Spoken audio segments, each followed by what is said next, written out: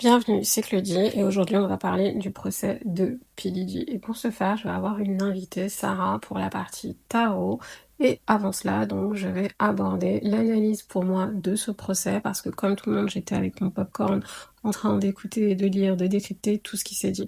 Mais avant toute chose, même si on va utiliser ici l'astrologie, les tarots, les connaissances qui nous viennent de ce procès, n'oublions pas que pour moi, toute l'ombre n'a pas été faite sur cet écosystème assez dark finalement. Alors avant toute chose, veuillez m'excuser, j'ai une voix d'outre-tombe, je suis faceless, le but c'est bientôt d'être face cam, mais entre la chaleur et le fait que j'ai mes règles, franchement je suis au bout, mais je voulais vraiment revenir sur ce procès, et puis je peux pas être plus mal que P. Diddy actuellement, dont on va bien évidemment parler aujourd'hui. Un procès qui, rappelons-le, à toutes fins utiles, est soutenu par une accusation RICO. Cette loi américaine qui s'attaque aux organisations criminelles, et là, clairement, on lui a mis sur le dos tout un cartel. Trafic, abus, harcèlement, manipulation. Mais alors, comment tout ça a pu s'effondrer aussi vite comme on va le voir ? Au départ, le dossier semblait béton avec force de témoins, de preuves, d'évidences, avec même à l'appui, on va dire, donc des photos qui auraient supposément fuité. On va voir que c'était des deepfakes pour certains après, bref, son commentaire.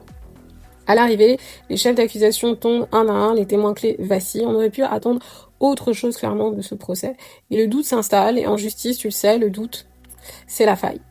Prenons le cas de Cassie, des années de relation qu'elle décrit comme une forme de torture, elle s'enfuit, elle arrive à s'enfuir, retrouve l'amour, mais elle retourne voir Diddy, son ancien bourreau. Pour un jury, ça crée une zone d'ambivalence, de flottement. Autre exemple, Jane Doe, on va l'appeler comme ça. Elle parle d'une nuit dans un hôtel avec un autre rappeur de son plein gré. Victime, sous emprise ou jeu de pouvoir ambigu, encore un doute qui s'installe. Alors pour vraiment comprendre ce que j'évoque, il faut comme moi avoir effectivement suivi ce procès de très près, mais je suis sûre que si tu es là, c'est que ça a été le cas. Et puis, toujours avec Jane Doe, des histoires de crise autour d'un sac Chanel. Des femmes qui restent autour de Diddy, malgré la souffrance affichée, ont toujours finalement invoqué des raisons matérielles pour rester graviter autour de lui, et des raisons aussi affectives. Bien évidemment qu'elles ont mis en filigrane la peur, la manipulation, la violence, le mensonge, etc. Mais quand même, ressorti aussi d'autres leviers. Des femmes qui finalement ont profité de ce qu'était P. Diddy, du train de vie luxueux, puisqu'il y avait toujours des deals quand même autour de la carrière, autour de l'argent. Et malheureusement, le jury entend et considère ça. Et sans doute qu'ils peuvent se poser la question légitime, sans pour autant entacher la recevabilité de la souffrance derrière de la femme et de sa vraie, je dirais, reconnaissance en tant que victime. Il y a quand même des points d'ombre, et derrière, la vraie question qu'ils vont devoir dénouer, c'est à quel moment s'arrête l'amour, l'adaptabilité, la passion, la toxicité d'une relation, et à quel moment a commencé la coercition, je dirais le trafic, en tout cas tout ce qui est derrière Rico, et non pas uniquement le fait de tabasser une femme comme on l'a vu, et la considération d'abus, y compris intime. Parlons de Christina, son assistante, qui était supposée être la pierre angulaire du dossier. Visiblement, elle a été préservée par Diddy, elle n'a même pas été entendue. Il faut quand même souligner, c'est ce que le procès, je trouve, malgré lui ou pas, met en exergue, c'est que Diddy faisait tout ça, j'allais dire, c'est malpropreté, à l'hôtel. Il essayait de cloisonner. Il y avait des employés qui étaient impliqués, et d'autres comme Christina, visiblement, qu'il préservait.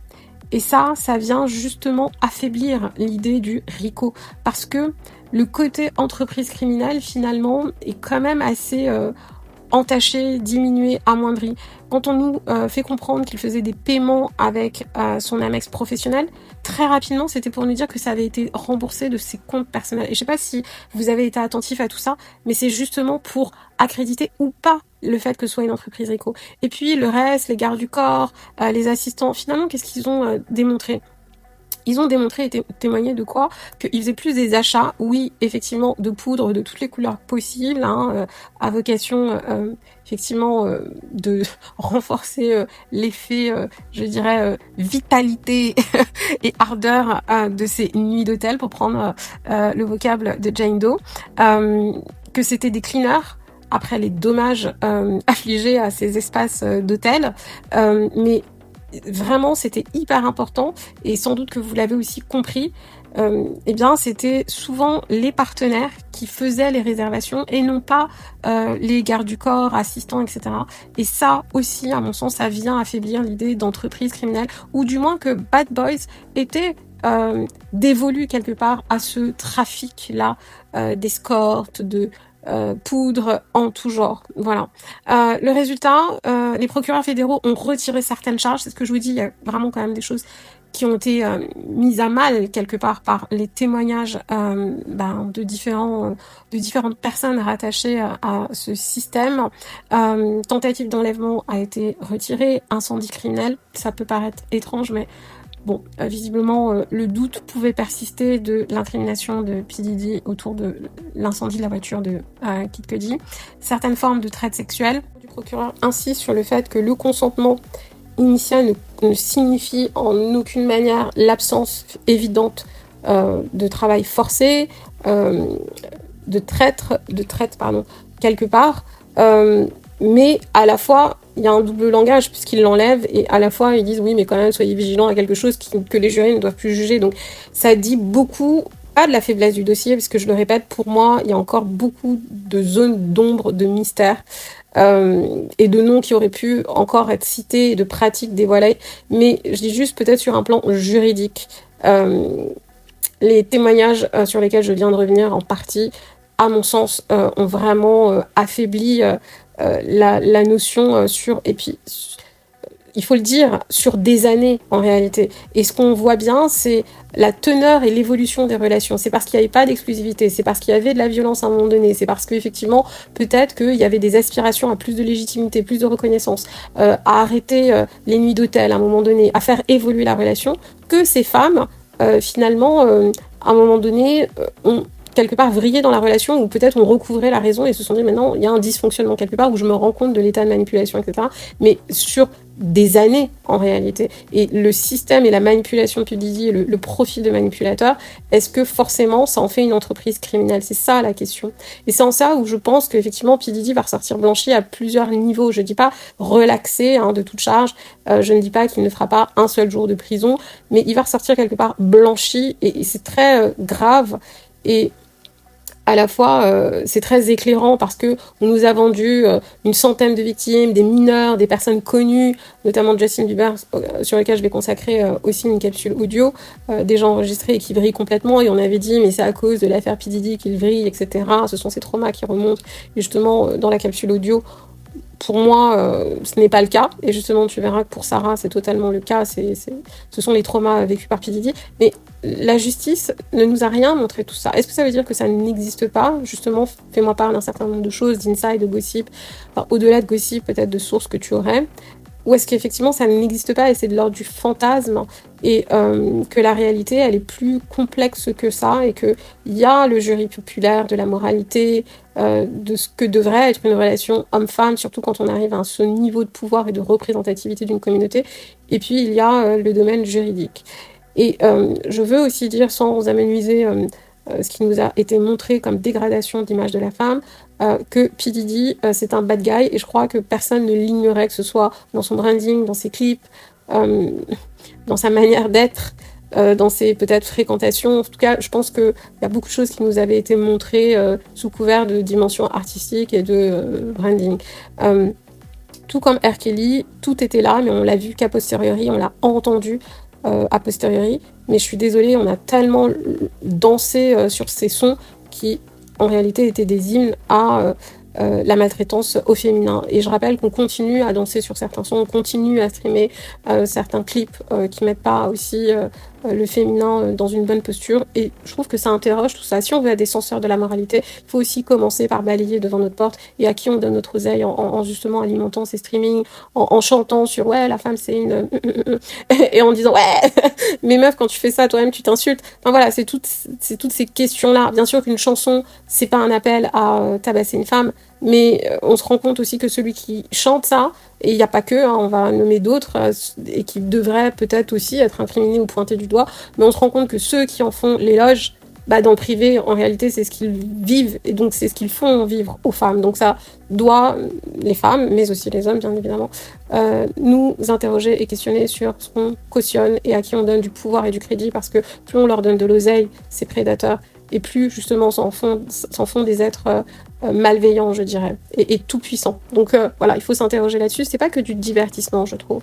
À mon sens, là où le procès peut échouer, là où P. Diddy peut être blanchi, parce que comme je l'ai dit, il y a eu beaucoup de spectres et que finalement on voit que il n'y avait pas tant que ça, c'était des cohortes, peut-être des scores, des heures et des heures de travail forcé, puisque pour moi c'est du travail forcé, puisqu'ils payaient ces jeunes femmes d'une manière ou d'une autre, puis de l'autre côté, c'était des scores, donc c'est leur travail. Là où on avait pensé au début, c'était effectivement des orgies avec une incrimination ou des méfaits sur des mineurs, etc. Mais là où peut-être, comme je disais, le procès a apporté une nuance à ces accusations un peu populaires et fantasmées, pour moi, au niveau du ciel, au niveau du karma, il y a clairement une sentence dont je vais parler tout de suite avant de donner la parole à Sarah. P. Diddy est Scorpion, signe d'intensité, de pouvoir, de sexualité cachée et parfois d'auto-sabotage. Là, clairement, on est dans de l'auto-sabotage. Lune en Vierge, il contrôle tout. Donc, l'idée du contrôle, c'est beaucoup ressorti. Ça ressort beaucoup dans ces rappeurs, Kanye West, etc. Lui aussi, c'est très étrange qu'à un moment donné, il n'y ait pas quelqu'un qui le convoque pour lui dire « Attendez, moi, j'ai vu passer ça. Venez voir qu'on parle un petit peu. » Mais bon, je dis ça, je dis rien. Pour moi, Mercure en Scorpion, il est manipulateur, il est stratégique, il choisit ses partenaires, il joue un scénario. C'est comme si, en fait, il y a un piège qui se referme sur certains profils de femmes. Je dirais ça. Vénus en Balance, il séduit aussi peut-être des femmes qui n'ont pas confiance en elles ou qui sont en quête de quelque chose. Et je trouve que ça ressortait quand même pas mal pour le profil des femmes. En tout cas celles interrogées, mais il veut garder le pouvoir affectif. Mars en Capricorne, il est ambitieux, il est froid, il est calculateur. En gros, pour moi, c'est un homme qui avance masqué et qui maîtrise parfaitement les dynamiques de domination. Là, je vais plutôt aborder les transits du moment pour venir un petit peu éclairer, non pas la sentence attendue, parce que malheureusement, je n'ai pas l'heure de naissance de P. Diddy, et sans l'heure de naissance, je peux pas faire d'astrologie prédictive. Donc, s'il y a d'autres procès avec, enfin, pas pour lui, d'autres, mais, et que ça intéresse quelqu'un, moi, je peux faire des choses, mais avec l'astrologie prédictive. Malheureusement, ça ne sera pas le cas pour P. Diddy, mais voilà, je trouve qu'au niveau du ciel, il y a quand même une petite musique qui évoque une forme de disgrâce. Première des choses, l'ouverture du procès s'est déroulée donc lors d'une nouvelle lune, ça en Scorpion, ça s'invente pas. Au moment donc du verdict, à l'approche du verdict du mois, on a la lune noire, Junon, Vesta sur son soleil en Scorpion. Ce sont les archétypes du féminin, c'est comme s'il y avait un gang de femmes. Tout à l'heure, j'évoquais que voilà, il y a peut-être des choses à comprendre sur ce qu'on valide en termes de messages sur les femmes, y compris dans une dimension artistique. Ce serait bien aussi que les artistes mettent les sous-titres en disant ouais j'ai fait ça dans une vibe et tout, mais moi je respecte les femmes, je les aime, voilà, éventuellement on va pas tous les censurer, mais messieurs, démontrez-nous quand même en off le respect. Et là c'est comme si ces archétypes, d'ailleurs si tu veux les comprendre, n'hésite pas à te rapprocher de mon compte Instagram ou à t'abonner, parce que je vais parler justement des archétypes, de l'astrologie, du higher self que j'ai créé, etc., pour comprendre justement qu'est-ce qu'il y a derrière Junon, la lune noire, etc. Mais ça parle vraiment du féminin qui se rebelle, du féminin qui veut de la loyauté. On a vu qu'avec P. Diddy, c'était quand même difficile, de la fidélité. Et toutes ces parts du féminin sont au-dessus du signe du Scorpion et demandent en fait à ce signe-là de plier et de faire cesser un cycle ombrageux comme c'est le représenter le Scorpion autour de la sexualité, le secret, la trahison, les abus en tout genre. Mars sur son Pluton natal, il y a explosion du masculin toxique, vraiment une colère à la fois intérieure, peut-être contre lui, il doit se dire tous les jours « Ah là, j'aurais pas dû croiser la route de Cassie, j'aurais pas dû la tabasser dans cet hôtel, etc. » Et à la fois, sans doute, une colère de dire les choses, voilà. Peut-être dire, voilà mes faiblesses, mais voilà ce que je ne suis pas, je ne sais pas. Ce qui est aussi intéressant, c'est de suivre, est-ce que P. Diddy a transmis une forme de schéma, de colère au féminin à son fils à voir, à suivre, parce qu'il y a quand même des histoires là qui traînent sur, je dirais, la lignée de P. Diddy. C'est aussi intéressant de se pencher sur sa mère. Moi, je trouve qu'il y a vraiment des choses sur...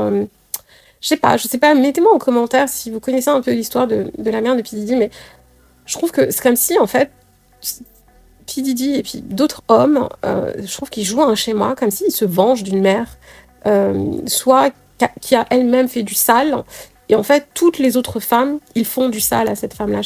Je veux pas insinuer des choses, mais voilà, est-ce que cette femme-là, pour survivre, en fait, elle n'a pas eu des chemins de traverse, et que finalement, l'enfant que nous sommes, on sait toujours, quelque part, qui on a comme parents.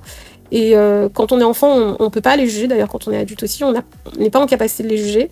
Mais à l'intérieur de nous, on a une forme d'injustice et de colère envers la société, envers peut-être le choix de nos parents. Et pour moi, c'est ce qui... Pardon, hein, je fais pas de la psychologie de comptoir, je suis astrothérapeute, donc je vois passer tous les jours en fait des schémas que je décrypte, non pas uniquement avec la psychologie, mais l'astrologie. Et pour moi, il y a quelque chose de cet ordre-là, en m'appuyant sur ce Mars, ce Pluton, qui est vraiment de l'ordre de la colère, de quelque chose de refoulé, et puis qui s'exprime à travers les humiliations qu'il fait vivre aux femmes. Donc dites-moi si ça vous parle ou pas, enfin voilà. Pluton en opposition à son Mercure, la vérité doit sortir, en tout cas c'est une forme d'injonction via les astres. La parole du féminin qui brise les silences. Vesta, le feu sacré profané, c'est des femmes qui ne veulent pas se venger, mais qui veulent de la réparation en fait. J'insiste beaucoup pour dire que c'est pas parce qu'il y a eu du consentement que ça n'en fait pas des femmes brisées, des femmes qui ont été victimes. Alors bien évidemment que leur style d'attachement, comment elles aiment, le langage de l'amour, parce que c'est aussi ça qui est intéressant et n'en fait pas forcément des femmes intéressées, c'est comment elles se sont construites sur le langage de l'amour. Alors il faut aussi savoir, c'est la mine promo, que je fais tout ce qui est guidance amoureuse, sentimentale, mais aussi vous comprendre en fait. C'est pas, pour moi, je trouve, c'est pas juste intéressant de vous dire oui, vous allez rencontrer quelqu'un, parce que a priori, on peut rencontrer un chien de la case juste en sortant de chez soi, mais c'est une relation qui soit saine, une relation qui nous fasse évoluer, qui nous valorise, dans laquelle on se sente bien épanoui dans son féminin, et pas une relation à la Cassie et à la P. Diddy, en fait, de façade, et puis à l'intérieur on est complètement dévoré par plein de choses, et puis au point qu'on est dans des illusions, qu'on cherche à s'extraire de tout ça, entre guillemets, par de la poudre. Donc voilà, pour ça, c'est Summer of Love, et il y a le lien en bas, et sinon, posez-moi toutes vos questions, rejoignez-moi sur Instagram, et posez-moi toutes vos questions à ce sujet-là. Mais je trouve que c'est important, en fait, de comprendre que, à mon sens, ces femmes, il y avait aussi à voir quel était leur langage amoureux. Et pour certaines femmes, leur offrir un sac, c'est leur dire je t'aime. Même si entre deux sacs à main, bah, c'est des coups. Et ces femmes, elles se sont construites sur un homme qui m'aime m'offre des cadeaux. C'est leur construction. C'est pas des femmes vénales nécessairement, c'est leur construction de l'amour. Et il faut parfois déconstruire des choses pour qu'elles se rendent compte qu'en fait, l'amour, c'est pas un sac à main. L'amour, c'est pas te payer une maison, te payer une voiture. L'amour, c'est le respect, meuf, c'est la base. Donc il faut déconstruire des choses. Donc voyons si tu vis toi-même des relations toxiques, s'il y a des schémas qui se répètent, et on voit ensemble comment faire pour sortir de ça. Je décrypte ton ciel astrologique, comme je suis en train de le faire là pour Didi. Je fais aussi des guidances pour voir ce qui va arriver pour toi dans ta vie sentimentale, et ce que j'espère, ce qui va arriver de mieux dans ta vie sentimentale. Mais pour ça, il y a une conscientisation à faire. Enfin, donc je reviens à P. Diddy. Donc le sud sur sa lune natale, il y a le karma maternel. Pour moi, c'est le petit garçon blessé devenu l'homme dominateur, et pour moi, il y a vraiment un nœud familial. Mais ce que dit le ciel, vraiment, c'est l'heure de solder. J'avais aussi fait la numérologie. Il en est année 6, 2024-2025. Il est en année 7 en 2025-2026. Je vais pas trop développer parce que là, je trouve que j'ai beaucoup parlé. Je vais laisser la parole à Sarah. On avait fait un talk enregistré. Je le dis tout de suite, désolée pour la qualité de l'audio, notamment quand c'est moi. Bon, voilà, j'ai fait le max. En numérologie, ça parle de karma relationnel, vraiment, de vie privée qui est exposée, de crise affective. La justice ressort. Il y a l'idée de recul forcé, d'isolement. Moi, je suis pas sûre du tout que il soit pas dans une période de retrait, que ce soit forcé. Et comme on va le voir avec Sarah, peut-être avec un aménagement de peine ou quelque chose qui sera décidé et qui sera pas forcément aussi important que R. Kelly qui a pris 31 ans de peine de prison. Je rappelle, 31 ans, ce sont des peines confondues. Ça va l'occuper un moment.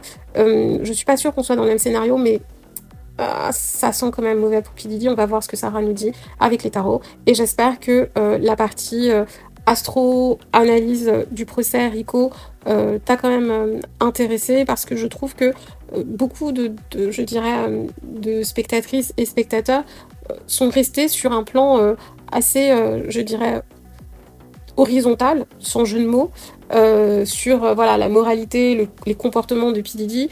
Et or, il faut pas oublier que P. Diddy n'a pas été inquiété dans le cadre d'abus concernant Cassie et d'autres personnes, mais justement, on a voulu le faire tomber, je dirais, pour du lourd, à savoir Rico. Et quand c'est Rico, là, en fait, c'est tout l'empire qui s'effondre. C'est pas uniquement l'homme, c'est tout l'empire, c'est tout ce qu'il a créé en réalité.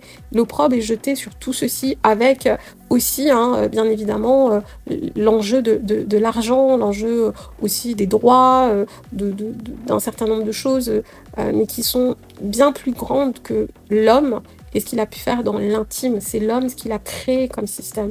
Et là, c'est là où effectivement on a à mon sens, une problématique dans la mesure où, pour moi, et c'est pas que pour moi, puisque le bureau du procureur est revenu sur 3 de ces accusations, et bien pour moi, ce procès, je dirais, n'a pas tout démontré et peut-être n'a pas été à la hauteur de ces années et années, je pense, de dysfonctionnement, de violence, de manipulation, de pouvoir, de mensonges qu'a sans doute infligé P. Diddy à beaucoup plus de victimes, mais qui ne se sont pas présentées parce qu'on parle de décennies en réalité. Et on verra si la justice est désavouée ou pas dans les prochains jours, mais déjà on va voir ce que Sarah nous raconte à ce sujet. Alors Sarah, ce que j'aimerais obtenir donc de toi, c'est après un décryptage astro de ce procès sur P. Diddy, j'aimerais avoir une guidance. Est-ce que pour toi, effectivement, P. Diddy recouvre la liberté? Est-ce qu'il va être emprisonné à vie? Que disent tes tirages, Sarah? Alors, sur le procès de P. Diddy, bien sûr, je rappelle que cela est complètement de l'entertainment only, c'est ça. Voilà, c'est ce que je rappelle. Je vais bien poser la question et je vais te dire ça. Est-ce que P. Diddy, il y aura une peine de prison? Je pose la question en 2 fois pour demander s'il y a une peine de prison et ensuite une liberté. Ouais, alors, je vais faire un tirage en 3 cartes. Je pense que c'est le plus simple. J'ai le monde. J'ai le 2 de coupe. Toujours sur Puff Daddy, bien sûr. P. Diddy. Et qu'est-ce que j'ai? Et j'ai la reine d'épée. Ah. Alors, je suis victime qui va le castrer. C'est. Alors, écoute, moi, je suis le procès. C'est vrai que là, il y a eu des retournements de situation dernièrement. Et en faveur de P. Diddy, il faut savoir, voilà. Mais après, c'est vrai que la loi américaine, il y a beaucoup de... Il y a l'empereur aussi qui est sorti. Non, le roi de bâton, excuse-moi. Je retire encore 3 cartes parce que c'est vrai que ce premier tirage me questionne. Le monde, le 2 de coupe, la reine d'épée... Moi, j'ai une grille de lecture, mais on va échanger. Toi, tu vas faire ton analyse, donc t'es parti sur 3 cartes, t'en retires d'autres. Moi, sur tes 3 premières cartes, j'ai vraiment des choses qui me viennent, mais c'est toi la tarologue. La tarologue sur ça. Écoute, moi sur cette affaire, j'ai l'impression qu'il peut y avoir un deal probablement avec soit je ne sais pas si c'est un procureur, une procureure ou une juge. J'ai l'impression qu'il y a possiblement une question d'un le sentiment que j'ai, alors bien sûr toujours entertainment only, c'est allegedly comme je dis toujours, mais j'ai l'impression qu'il se peut qu'il y ait une espèce de souvent il peut faire, vous savez, dans la justice américaine, il peut faire ce qu'on appelle un deal avec le procureur, etc. Tout ça c'est possible. Est-ce que cela sera le cas? Est-ce que j'ai le sentiment qu'il y aurait peut-être une question d'un accord possible juridique, possiblement. C'est l'idée vers laquelle je pourrais tendre, sachant que Sarah, jusqu'à présent, ils ont refusé, l'équipe de Diddy avait refusé le deal. Hein. Alors, avant le procès, oui. Pour reconnaître coupable et qu'il y a un deal, comme on voit dans les séries, ils avaient refusé. Hein. Alors, ce que je dis, c'est bien ça. Moi, j'ai le second tirage, je vais le donner comme ça, tu verras. En première carte, j'ai le 6 de coupe et le cavalier de bâton et le roi de bâton. Sachant que là, j'utilise le light sears et le 6 de coupe, c'est lié à l'enfant intérieur. C'est lié à retrouver une forme d'innocence, etc. On voit un jeune enfant qui est en train de caresser son labrador avec les 6 coupes et on le voit plus vieux avec son vieux labrador. Donc, il y a cette question de retrouver une innocence, de se retrouver, tu vois. Le cavalier de bâton, c'est une femme qui tape sur une espèce de tam-tam avec du feu qui en sort avec des bâtons derrière et un cheval qui court. Donc il y a une histoire très joyeux. Et le roi de bâton, c'est un homme noir qui tient un bâton en mode royal avec un lion derrière lui. Donc je donne un peu les images pour que les gens puissent visualiser ces cartes. Et pour moi, il y a l'idée d'une reprise de pouvoir et aussi d'une possible forme d'innocence retrouvée ou de retour aux sources. Et il y a peut-être une possible célébration aussi. La question, c'est, à l'aune de ces cartes, étant donné que c'est du juridique, ça peut-être tendre vers quelque chose où il y a peut-être une forme de rédemption, une forme de travail sur soi. Il y aura peut-être une célébration, mais pas dans le sens où il va fêter ça, mais peut-être il va être soulagé de certaines choses. Mais il y a aussi une reprise de pouvoir. Attention, soit une personne de pouvoir intervient, soit lui reprend son pouvoir, parce que le roi de bâton, c'est j'ai mon bâton dans la main et je le tiens et je suis royal avec le long derrière. Donc il y a cette question. En tout cas, pour moi, il y a la question d'un succès, c'est sûr, mais est-ce que c'est un succès parce que le procureur ou la juge va faire un deal avec lui et avoir peut-être des preuves sur d'autres situations, aussi d'autres affaires, ou alors est-ce qu'il y aura la question aussi peut-être d'une forme d'un accord, mais qui sera en sa faveur, qui va lui redonner une forme de pouvoir. Ce sont deux possibilités pour moi qui sont assez, voilà. Et pour toi, du coup, peine de prison, il ressort libre à l'issue du verdict. Alors je pose la question. La tendance. Je vais poser la question parce que là, j'ai posé par rapport à la peine de prison, mais j'ai pas la prison qui ressort. Je pose la question, la liberté sera-t-il libre prochainement? Parce que je préfère prochainement. Alors, il y a encore des choses à régler. J'ai le 6 d'épée, il va y avoir de l'aide, mais je vois le 10 de coupe, il y a une espèce de célébration. Il y a un retour en famille. Il y a un 10 d'épée aussi. J'ai peut-être une fin de quelque chose, mais j'ai pas et il y a une carte qui peut signifier la prison dans ce qu'il y a en prison. J'ai la tour. Il y a la tour avec le 10 d'épée, mais j'ai le gardien du sacré aussi. Il y aura peut-être une peine allégée dans un lieu beaucoup plus light, moins dur dans ce qu'il est. Tu vois, une prison peut-être plus légère et peut-être une peine plus courte. Je tends vers cette idée pour la question de la libération et qui lui permettrait. Et alors j'ai l'impression que qu'il y aurait une question peut-être aussi de deal financier qu'il ferait toujours derrière, qu'on n'est pas forcément au courant, qu'il y a peut-être une question d'entreprise un peu par feu qu'il utilise pour ne pas qu'on ne voit pas son nom financièrement. Tu sais, il y a voilà des billets comme ça. C'est ce que j'en ressors pour la question libération. J'ai pas le sentiment qu'il y en ait une à proprement parler, mais qu'il y aurait une forme d'allègement de cette libération. En tout cas, pour moi, il se peut qu'il bouge de prison. Hein. Ok.